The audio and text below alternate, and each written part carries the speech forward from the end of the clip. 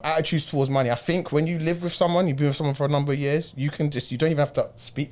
You can gauge their attitude towards money, and that might feed into. So when I asked about the joint account, that might feed into whether you want to take that risk with a joint account.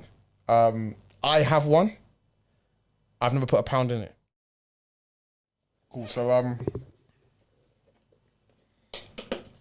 in the last part of the step 3, wealth preservation, how to protect your money, there's a short story that focuses on passing wealth to the next generation, and it's Hannah and Joseph's story. I'm not going to read the full story. What I'm going to do is I'll just let you know what the story is about. We'll have a conversation, and then the readers, viewers, they can read the story on the book. And listeners. Readers, viewers, listeners, sorry. Okay, so page 313, Hannah and Joe. This chapter focuses on a story about Hannah and Joe. They're a middle-aged couple with 3 children and 4 grandchildren. I'm laughing at him because he said he was going to have a sweet.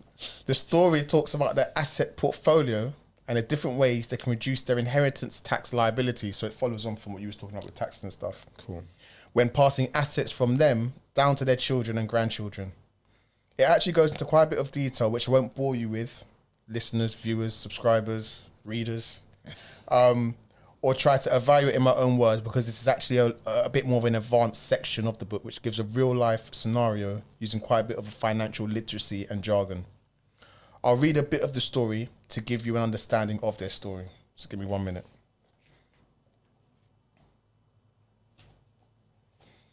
Planning for succession.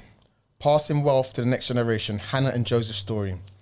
So Hannah and Joe have been married for 42 years, and together they have 3 children and 4 grandchildren.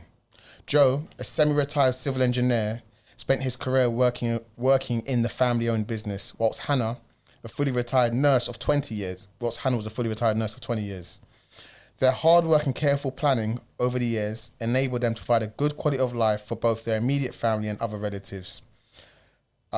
Franklin, the author, sat down with them for a conversation about their experience of managing money over the years and how they plan to preserve the wealth they had built together.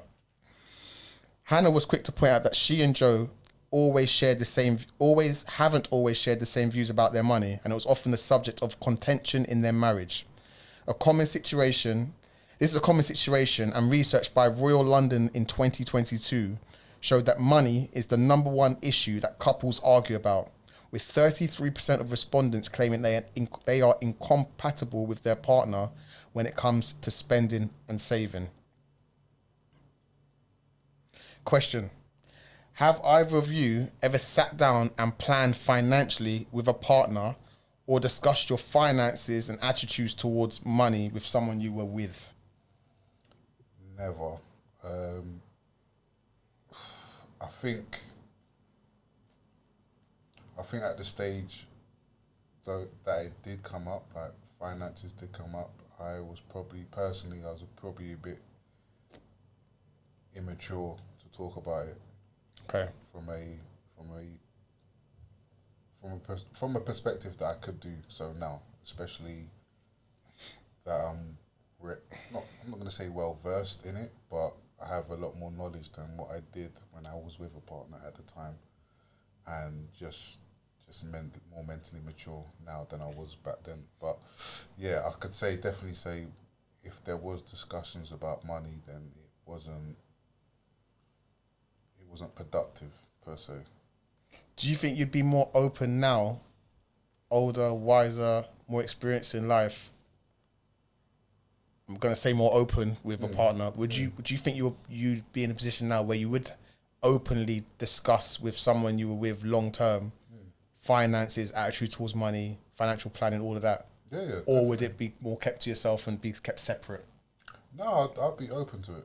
Okay. I'll be open to have a conversation. I think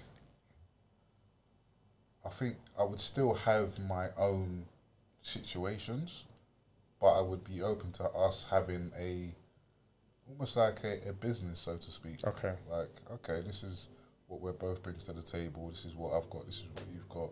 This is what we can contribute into this pot. Let's have a conversation about it.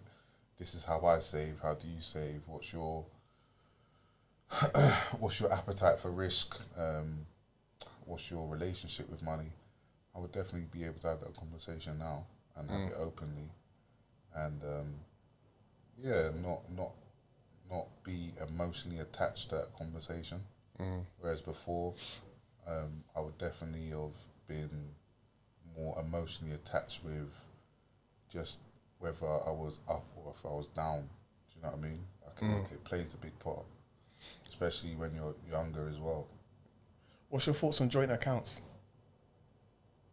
I would have to have my own account still. That would be a discussion. Okay. It would be a discussion. I don't know if I'll jump straight into it. It would be a discussion on how you spend money and what you spend money on.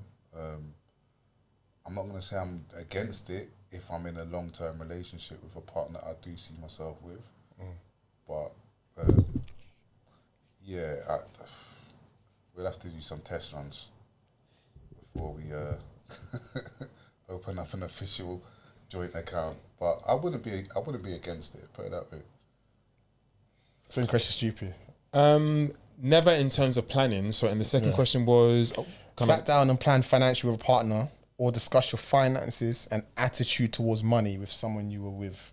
Maybe not my finances specifically, but I think definitely my attitude towards money, because I think my attitude was completely different to hers. And I think given she kind of came from a banking background in some respect, and I was going to say I could see or feel it, but I mean, I think that would be the case with anyone. Do you know what I mean? You could see and feel their spending habits, do you know what I mean? And in conversation, you can, again, I'm probably going to repeat myself, you just understand how they respect money or they use money, do you know what I mean? So I just knew mine were maybe a little bit polar opposite to hers, and I'll say hers were good and I'll say mine were not bad as such, but I love a risk. Do you know what I mean? I'm out here rolling the dice at any given opportunity. Do you know what I mean? I could never be homeless. No. Oh, no. Okay. So it goes back to that. And to be fair, do you know what? Like, I can be a little bit open actually, because so I'll say in regards to, this is what she said before. Like, so this is the same man that will sky a parking fine ticket. Oh, actually, no. Oh, no. Act like it ain't there. Oh, no. So like, we've had this. Tax must be changed to O2. Yeah. Oh no. So like, Forget tax man. I gotta get these cakes. Oh no, but that's forget the cakes. All right, but that's exactly what I'm talking about. Okay. So like, what I'm saying is like, our attitudes are polar opposite in regards to those sort of things. So like something like that, like she wouldn't like waste time in either appealing or sorting it out, whereas I'm quite nonchalant in regards to this. I take offence still if I see a letter come from my door, because I know letters. Once upon a time, a letter coming through your door might be something good news. Yeah. Letters coming through your door, there's nothing but bad news. Like, and someone wants to be paid. Do you know what I mean? Whereas if I see London Borough of Hammersmith and Fulham, I just know those initials, bro. I'm just like, I'll deal with you when I'm ready, bro. When I'm good and ready. And these are not good attitudes to adopt. In fact, these are terrible attitudes to adopt. I guess what I'm saying is that me and her were polar opposite in regards to those sort of things. And there's even things in which I remember. Like this, it's related in regards to money, but like there was something I was trying to sort out in regards to my dad's funeral insurance at the time. There was an issue as to a company going under, and it was now going to be managed by another company, and there was a load of hoo-ha in between. Do you know what I mean? This was quite difficult for me to sort out, whereas for her it was like, it was nothing whatsoever. Do you know what I mean? And I realised there's things that are really, really difficult for me, which were like just easy. Do you know what I mean? There was one evening where I was going to go back to work, and I was like, do you know what? I'm going to give this 5 minutes. Do you know what I mean? I'm going to give this 5 minutes of my attention. And I think I might ask for help. I'm not afraid of asking for help. So I asked for help, and it was just nothing whatsoever. Do you know what I mean? Andrew, do you have this, then the third? You Google it, you find information, filled out, sorted out, and it was like sorted. Do you know what I mean? So like I was very aware of where her strengths lied and where my, let's say, weaknesses were, etc., etc. Do you know what I mean? True companionship, man. Sorry? True companionship. Man, anyway. No, yeah, I know. So like, I was going to add more. No, I'm not afraid of taking a risk. No, so you mentioned the homeless thing. That was it. So you weren't smiling about that, man. Huh? You weren't smiling about no, that. No, you can't even hide it now. No. Bashful. No, in regards to the homeless thing. Sorry. Red. No, I'm not turning red. Where was I? Darker the berry. Anyway, where was I? No, so we had a discussion before as to me and my brother. So like she might have heard a conversation between me and my brother talking about doing this, that, and the third, and upset is not the right word, but we were going back and forth in regards to, I hate saying this, but her not having that sort of relationship or that support that you can go, you and your brother are thinking about buying a house, blah blah blah. Do you know what I mean? I forget where I was going with that, but like, yeah, I don't know. Like, I'll take a risk, whereas I just don't think that was like her nature. Do you know what I mean? Yeah. So did you have financial conversations, like not as in like? Go on. No, that's in just. Not gonna for you. Before you're gonna go deep into the question. Bring you back to the question. So, I was discussing my attitudes. Finances and attitudes towards money. Finances, not really. Attitudes, yes. But at the same time, I think we were beginning to get into those conversations. Do you know what I mean? I guess like both of us were going through difficult times with, let's say, the passing of a mother. So you're asking questions, but you're not asking questions. You know what I mean? You don't really want to go too deep in those type of stuff. But at the same time, she wasn't afraid in sharing those things if I ever asked her a question. There wasn't a question in which she really shied away from. But at the same time, I probably didn't think it was that important at that time. So I never really asked those questions. So I guess that's where we were. And sorry, what was the question again? I wanted to add something. Sat down and plan financial with a partner, discuss your finances and attitude towards money. No, I just don't think it was the right time to have those type of conversations. Okay, but I just felt we're quite open as to that stuff. Yeah, we're quite open. Yeah. Cool. What about a joint account? I wouldn't have a problem with that. I wouldn't have a problem with that at all. I guess my thinking now is, I wouldn't have a problem with a joint account, but where is it leading to as to like, okay, we've got a joint account for what reason? As in like, what are we saving for? And I don't have the right person to ask or even answer that question, because I don't think historically, I'm talking myself, I've been great with whether it's saving, investing, etc., etc. So, I just need to know why we're doing. Yeah, I need to know why we're doing things. That's quite stupid actually. But I was gonna say like, why save? No, you need to save. Do you know what I mean? But I like to know where we're going. Do you know what I mean? So okay, cool. So if it's just a pot to pay the bills, that's cool. I totally understand that. I totally understand it, and I think there's great merit in having those things. Do you know what I mean? What about you, Mace? Cool. What would you like to know? All of it. All right, cool. Sat down and planned financial. Sat down and planned. Maybe not sat down and planned as such. So I should probably speaking about my current situation. So maybe I was in a better position than my partner in terms of finances. So in terms of sitting down and planning, it's more like, okay, I don't mind investing in this, and you provide X% and I'll provide X%. It doesn't have to be a 50-50 thing. It can, at the end of the day, if we're looking at this long term and blah blah blah blah blah, I'm okay with that. So it doesn't have to be like 50-50. It can be, okay, if we're trying to go somewhere together, but you've only got X and I can give X, it is what it is. Yeah. So yeah, we kind of, in that sense, yes, but it's not like, I know some couples probably, that they schedule a meeting monthly to discuss finances and what they want to do and all the rest of it, which is really, really good. I don't have that. It's more loose talk in my house. It's not really scheduled to have a conversation.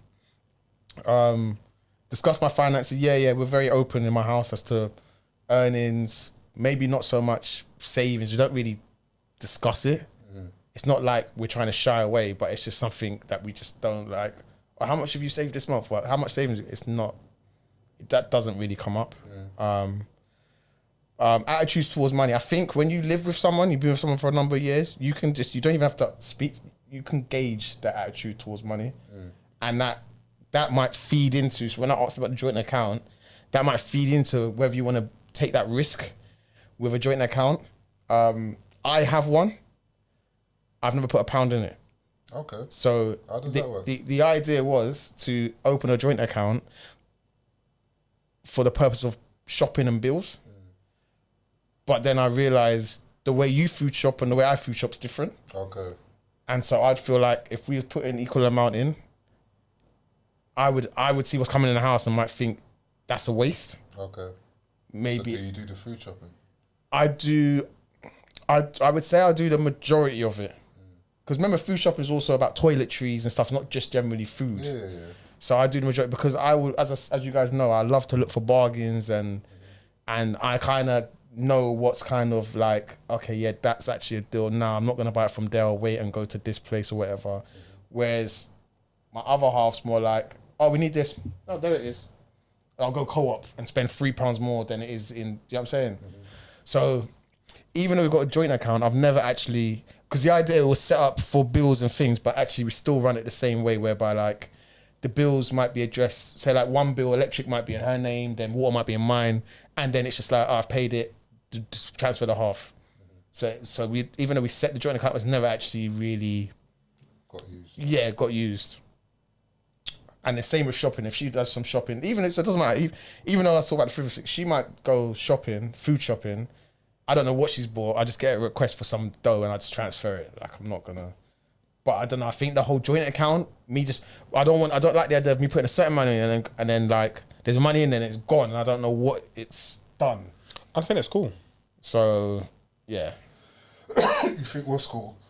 No, like I guess like not everything works, and the idea of a joint account sounds cool. Do you know what I mean? But if practically it's not going to work, do you know what I mean? Like, I think just in my situation, practically, I mean, I'll probably be asking. I know it sounds mad, and it's just like a mental thing. I'll probably be asking much more questions than. We have separate accounts. I've spent money. You've spent money. You just send a request for half the money, and I just be like, yeah, here's half the money, and I don't even know what's been bought. But I know it sounds mad because it's the same thing, really. But it's just me having access to a joint account and seeing money gone. I'm like, what have you spent that money on? I mean, whatever works. Yeah. Whatever works for you. Yeah, that's where we're at with finances in my household. cool. I will continue a bit with the story. I won't read it all because I said it's quite a long story and it's for the viewers, listeners, subscribers, readers. Sorry, before we continue that, like, could you see yourself like scheduling like monthly meetings to? I think you talking to me or just all of us. I'm probably speaking to yourself in that you have a family, but I'm actually meaning the rest of you. The reason why I say that, actually, I'll just give a little caveat, is that like I saw a post on social media the other day that said, Andrew, don't forget it, which said it was a video. If someone wants to watch over you for the past 2 weeks, like, are you doing what you say you should? Are you doing what you should be doing? Are you doing what you should be doing in regards to going towards what might be your goals, etc., etc.? And then I had a brief look at myself and thought to myself, I'm unsure as to whether I am doing those things. You know what I mean? And I had a quick look over my past couple of weeks and actually thought to myself, do you know what? This could be better, and that could be better. And I guess my point is, like, I had to review the things I've been doing before I kind of like moved on. Like, do you feel, or could you see yourself actually planning meetings, you know what I mean, just to be a bit more efficient in regards to how you use your money and where you're going? Yeah, that's a good point, because what's actually come up, I think about 3 or 4 weeks ago, my other half raised to me and said, like, and we both even said the same thing, said, like, yo, I feel like we spend way too much on food shopping. Okay. Because some people will do like a monthly shop, some a weekly shop, whereas ours is bit par. Like, she might pop to the supermarket to us. But there's times we've been to, we've on the same day, we've both bought the same product, which is mad, yeah. Like, one example was even either yesterday or the day before, where she's come home, and it's only a small thing, but she bought 3 yogurts for the little boy. I bought 3 yogurts for the little boy as well, from different supermarkets. So it's a bit crazy, but we're saying, like, we both, like, we spend too much on like at supermarkets, whether it's when we shop together, when you shop separate, when I shop separate. We probably need actually because I don't think we need to be spending as much. How much more do you reckon you're spending? Just for dick, bruv. I went into a well-known grocery retailer the other day, bro. I went in for like 3 products. Obviously, I bought more than 3 products. Bruv, the shopping come to like £100. Jesus. Yeah, I was like, how have I just spent £100 in here? And I literally came in with 3 essentials that I needed. And I've spent £100 in here. They do that on purpose.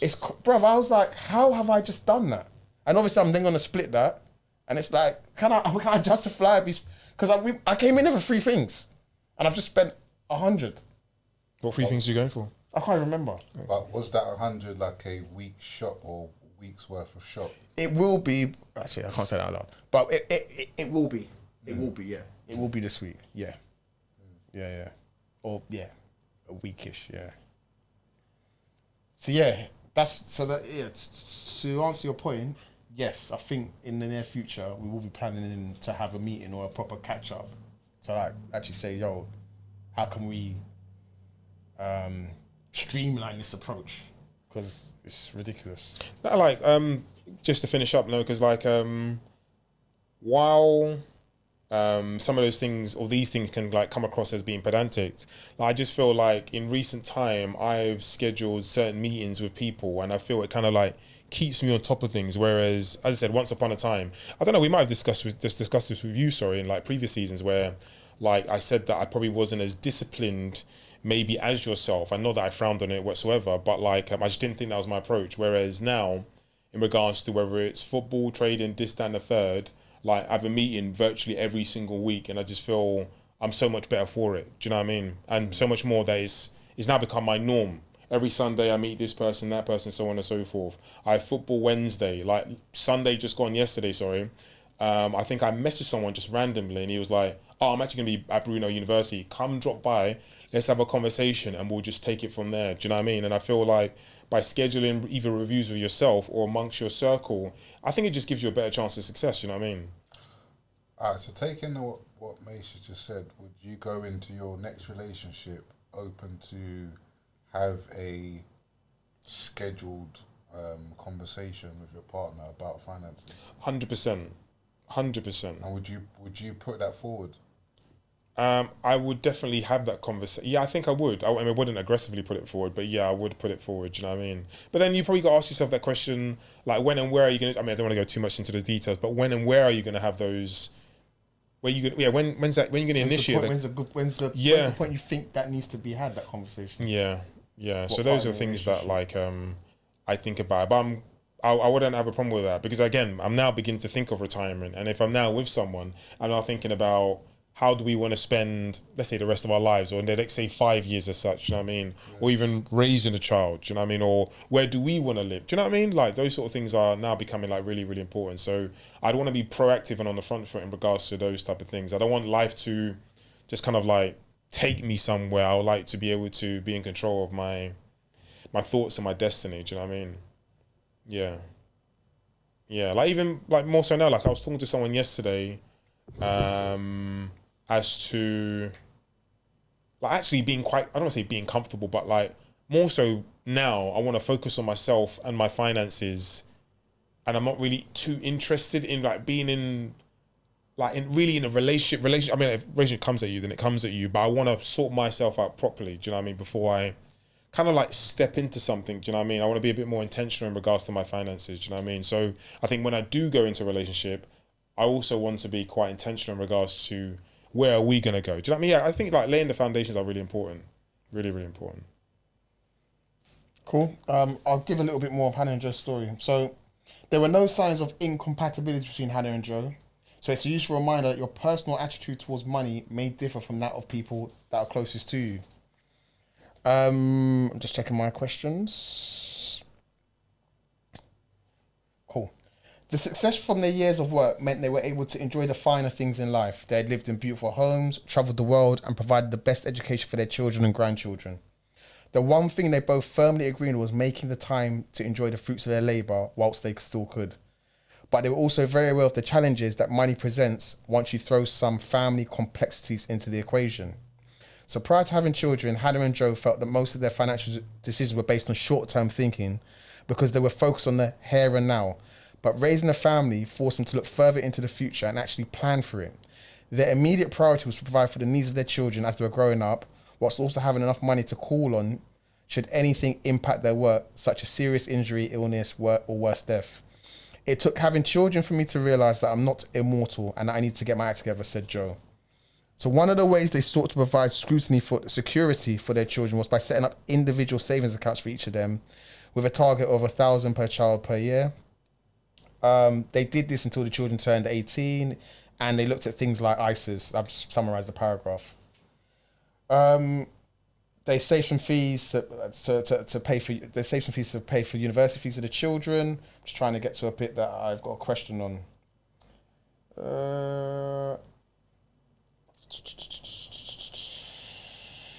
Bear with me. Right. There we go.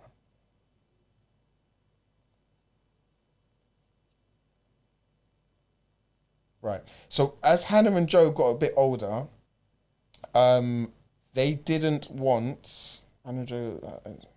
They were intent on making life easy as possible for their kids and in future their grandchildren. So they sought advice from their financial advisor at the time, who helped them to set up a discretionary family trust as the vehicle to execute their plans. The trust was set up with their three children as the beneficiaries, with Hannah and Joe and their financial advisor as trustees. They set out some rules which included beneficiaries had to be over age 21 before they could receive money from the trust. Beneficiaries would receive an equal amount towards their first house purchase, and any money used for a house purchase would be used as an interest-free loan rather than a gift. There was some legislation not legislation. There's some rules around loans and gifts in relation to giving money. It's to do with if the children ever got divorced, essentially the loan went back to the trust, so the other half couldn't get the money, essentially. Mm-hmm. But just based on that, and I thought there was mention of it here, but it isn't. Have you looked into a trust? So there is. Have you looked into a trust, a will, anything of the sort? I've got life insurance, but because I've got no dependents, I've not looked into doing a trust as it stands, because there's not anyone else that would benefit from it besides, I guess, my sibling. So as it stands, no. But I'm aware of a trust because of, I guess, grandparents passing. So I know that you need the trust in order to be able to pass on assets and whatnot. But I personally don't have a trust set up as it stands. Okay. But there's not for me, I don't think there's a rush, but I wouldn't say don't do it. Definitely do it before you need to do it. But as it stands, it's not on my top 10 things to do. Okay. Pox? Yeah, no, so I have life insurance and I've put that in a trust as well. I don't know if the terminologies are correct, but I put it in my siblings' names, my sister and my brother, and also my niece. Yeah. But I need to look at that as well, actually, because I think I could be wrong, but I was going to say they give you passwords and stuff like that. Could be. Anyway, something along those lines, and I need to make sure they all know how to access the trust, if the worst was to happen. Okay. What about yourself? Will trust. I actually need to check. I've looked into all of this over a year ago, and I've had the conversation. I've paid the fees, or should I say we've paid the fees, but I can't remember if I've set up a will or a trust as part of the will. Mm-hmm. I actually need to double check, because long story short, I don't even think we've actually finalised it, because it was going back and forth for so long, and that needs to be finalised. But yes, I'm in that mindset of all of that kind of stuff, and I've got the stuff you mentioned, life insurance, critical illness, stuff like that. And actually, that's one discussion me and my partner did have. So I said to her the importance of life insurance, critical illness. She's got that in place as well. Yeah, so that's one thing we have discussed, because kids and all the rest of it. And similar to your position or your mindset, before I had any children, I was like, well, I'm not. Do you know what I'm saying? Yeah. But since I had children, I was like, nah. Well, I want to make sure I can do the best I can so that they can eat the best they can. Yeah, absolutely. Yeah. The book goes on to talk about planning. The story goes on about the guilt of inheritance, planning for inheritance tax. Talks about Hannah and Joe's family tree, and it goes on to talk about loads of different items in terms of asset types and so on. One of the things that it did mention, I can't find it, but the question I had was, there's a statement to say, the easiest way to make a child miserable is by giving them lots of money. What's your thoughts on this and why? Yeah, if I think you're giving a child money just for the sake of giving them money and they don't understand the principles of money, then it's going to be a detriment to them, because they're not going to have the know-how to appreciate what it is. Because I guess, as we know, with money, there's lots of things that you can do. It can open doors, it can give you opportunities, but also the fact that money is also, not to sound philosophical, but it's not real at the same time. in terms of we collectively decided this is a thing that we use in exchange of energy, so to speak. But I think it also, to bring it back to a more basic level, it's if you're just giving a child money and there's no work towards it, so if they're not doing, okay, here's your pocket money for doing these chores, or here's your pocket money for getting a good result in your studies or whatnot, just receiving money becomes meaningless. Yeah. And if there's no meaning, there's no appreciation of it. So therefore, you've got to understand their mind and how they're receiving things, and how you're then going to be teaching them how to use money and how to appreciate money and what its use is and where it comes from. Yeah, I think I like to believe we've all kind of like grown up with those sort of principles as well, as to if you do something, then you'll be rewarded or you'll be given money, paper round or doing your chores, etc., etc. Do you know what I mean? So the idea that somebody will be giving you money, then you kind of like lose the value for money and don't quite understand the principles around money, if that makes sense. So like, I think when you asked the question, the first thing that kind of like crossed my mind, and I think this is kind of like stayed with me, and I know we're dealing with two different currencies, two different places and stuff like that, but just like when I went to South America and just understanding the value of something over there was completely different to the value over here. When I came back, I couldn't fathom like spending, I don't know, X on, I don't want to say bread, but do you see where I'm coming from? So I began to I value the pound so much more and differently, do you know what I mean?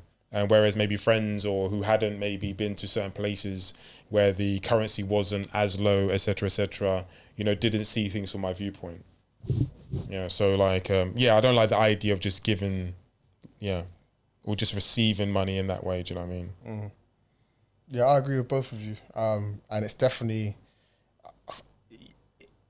I feel you definitely have to install the value of earning a pound into a child, or the value of the pound, not just earning, but just the value as such, because it's just, I look at like, I just look at something it's like easy come, easy go. Like something that comes too easy, you're not gonna care about it as much. It's gonna be like, oh, I can get it again, or I have loads of it, or whatever, and you'll be frivolous with it, or you just won't care about it, and that principle won't stand you in good stead. So yeah, I'm of the same opinion as both of you guys. I don't know if you said this before. Didn't you say those who generally not come into wealth, is gone within like 2-3 generations? Mm-hmm. I don't know if you brought up the stat. Do you know what I mean? So like, man, honestly, yeah. And I think like even in the last recording, I think you were talking about some of the not even principles, but you're beginning to teach your son the value of. You wasn't talking about yogurts. You were talking about snacks after school. Yeah, that, and just like even like I if we go to a restaurant, even if we tap in, you know, where the oyster thing, I'll get him to tap, and then like I'll just say, yeah, this allows us to travel, and do you know what I'm saying? So stuff, just slowly starting to like, get into his ecosystem. Do you know what I mean? Because we all saw our parents go out to work, and do you know what I mean? And I guess with shopping and things that we spoke about, do you know what I mean? You would hear your parents, or certainly my parents, talk about money doesn't grow on trees and all those type of stuff. So you just kind of like, through listening and in your environment, you understood that money wasn't something that just came for free. Do you know what I mean? You had to go out and work, and as you mentioned before, there's an exchange of energy in order to bring in this thing called money. Do you know what I mean? So the idea that I, for example, would just give my child just money without nothing in exchange, like it just wouldn't sit right with me, based on the stat that you were talking about within 2-3 generations gone. That's mad. Do you know what I mean? Because it takes a long time for that knowledge and education to be imparted on what might be you. Do you know what I mean? Based on your grandparents coming here, this, that, and the third. You're now the chosen one. Do you know what I mean? And then you kind of through. Not in a bad way. I think you kind of want the best for your children. So sometimes you may just give your children stuff. Do you know what I mean? You want them to have an easier and better life. But in that, you're not really teaching them the right lessons, do you know what I mean? In order to be able to preserve that wealth. Yeah, even like certain times now, some little boy will be like, Daddy, are you not working? Like he knows like Daddy sometimes is working, and maybe he hasn't linked working and and him using the card. Maybe I need to be better at that. But he understands that it's working something that I have to do, or that I am doing, And I probably need to link it back into, okay, how do you think we managed to live in the house? Or why do you think Ziggy has nice toys? Or, do you know what I'm saying? So I need to start linking it back that way so he understands why. Because he just said, oh, Daddy, are you not working? Yeah, so... yeah. As I said, Hannah and Joe's story is actually 18 pages long, and it goes into this part of the book actually goes into quite a lot of depth in terms of assets and your portfolios and gifting assets and wills. So actually there's quite a lot of information there, and it gets to a point actually where it's probably, I need to reread it because it's slightly above my head in terms of what I understand financially. However, I would say to go and read it yourself to give you a bit of an idea of how pensions, family trust, all of that kind of works and comes into play when you're looking at so Franklin Asante has done is just, I think he's wrapped up all the book previous into this story. Okay, that makes sense. It's funny, that probably goes into my book review in some respect. And that's it from myself. And myself. Okay. And myself. Yeah, so The Money Ladder, Franklin Asante, 3-step guide to make and grow your wealth. Look out for the book review, the official book review. Don't forget to like, comment, subscribe, share, hit us up. Get me? Yeah, and we'll be back. We'll be back with a new season and a new book and a new this and a new that. You get me? Look forward to it. Yeah. Thank you for listening, viewing, watching, feedback. We appreciate it, man. You know what I'm saying? As you know, this is a bit more of a grown man's podcast. You get me? So you get me? So a bit more of a mature audience, and we appreciate you.